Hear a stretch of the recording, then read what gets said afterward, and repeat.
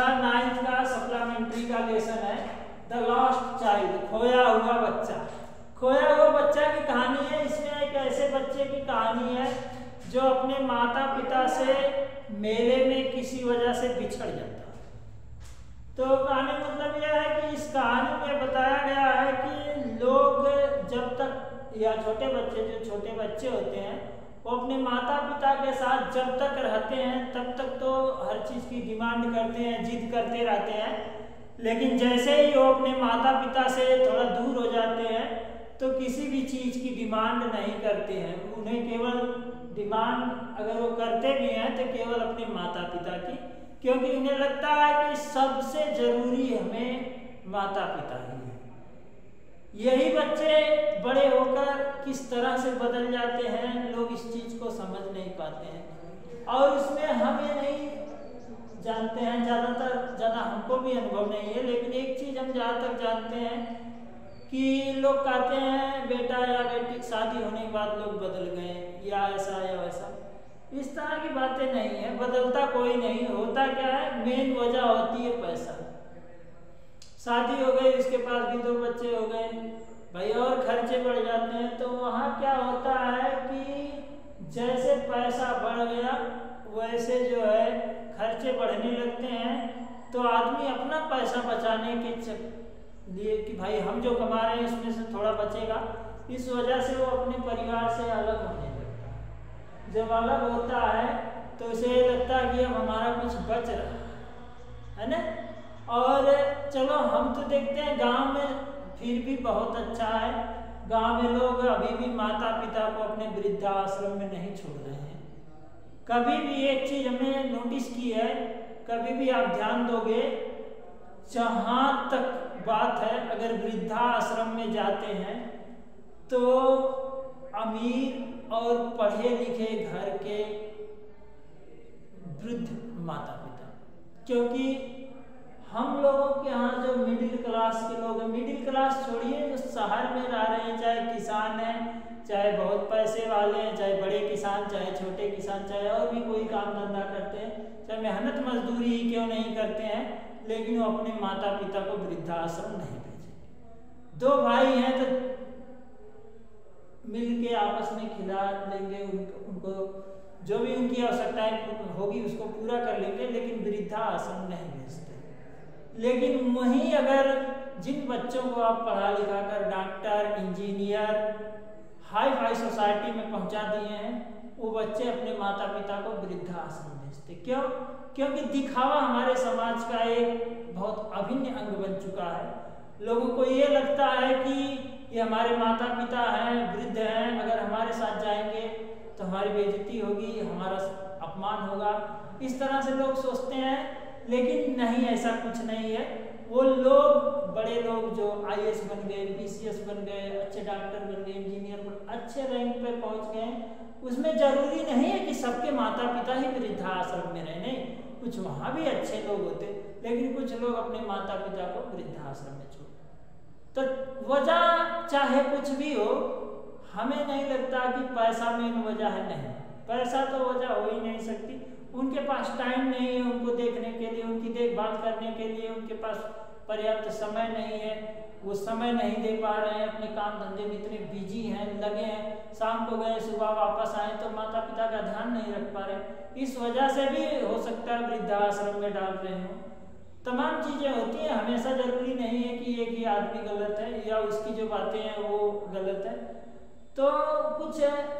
और दूसरी चीज़ ये होती है कि दिखावा हमारे समाज में इस हद तक फैल चुका है।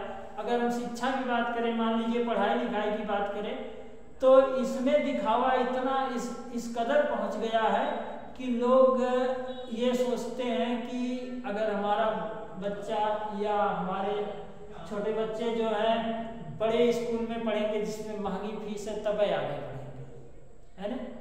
महंगी फीस वाले स्कूल में बच्चों को आप लोग 1 से माने फर्स्ट स्टैंडर्ड से 8 स्टैंडर्ड तक जब भेजते हैं बड़े महंगे स्कूलों में, है ना, तो उसमें होता क्या है, वहाँ पर लोगों को लूट लिया जाता है और बातें जो है सब पढ़ाई लिखाई सब वही होती है।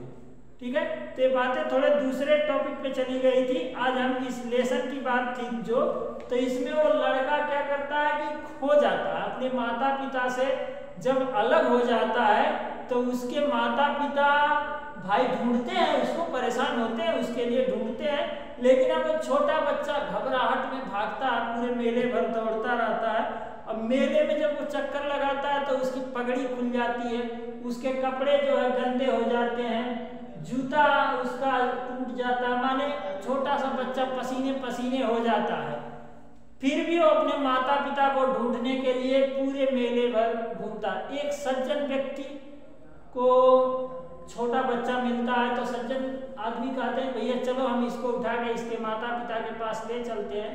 तो उससे पूछते हैं बेटा आप बर्फी खाओगे? वो कहता है नहीं।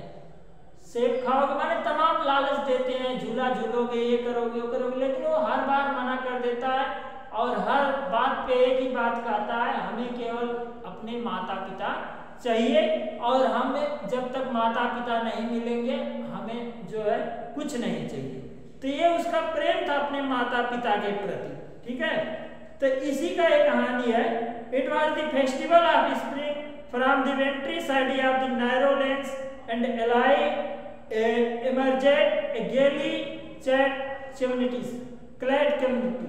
कह रहा है कि एक कहानी है जो है ऐसे ऋतु की, जो बसंत ऋतु की कहानी है, जब मेला लगता है गांव में और गलियां सीता। बसंत ऋतु का मतलब ये फरवरी का महीना जब सरसों के फूल लगते हैं तो वही बसंत ऋतु होती है और बसंत ऋतु में ही ये मेला लगता था।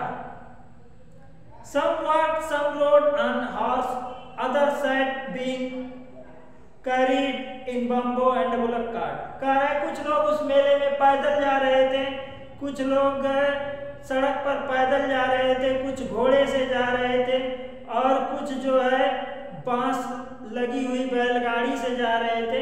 इस तरह से सब लोग अलग अलग तरीके से उस मेले में जा रहे थे। One little boy ran between his father's legs, bringing over him life and laughter। एक छोटा सा लड़का अपने पिताजी के पैरों के बीच में हास्य से, माने पूरा हंसता हुआ, मुस्कुराता हुआ, खुश होकर दौड़ता हुआ मेले में जा रहा था। बड़ी खुशी से वो मेले में जा रहा था। कम चाइल्ड कम, आओ बच्चे आओ, कॉल्ड हिज पेरेंट्स। उसके माता पिता उसको आवाज देते थे आओ बच्चे आओ। As he left behind fainted by toys in the shop that lined the way। वो खिलौने की दुकानें जो लगी थी उसको देखता था, उनके आकर्षण में खो जाता था और पीछे हो जाता था। तब उसके माता पिता उसको बुलाते थे। He hurried toward his parents, his feet obedient to their call। वो दौड़ते हुए अपने माता पिता के पास जाता है। छोटा बच्चा जब उसके माता पिता उसको बुलाते हैं तो दौड़ता हुआ अपने माता पिता के पास जाता है। His eyes still lingering on the receding toys।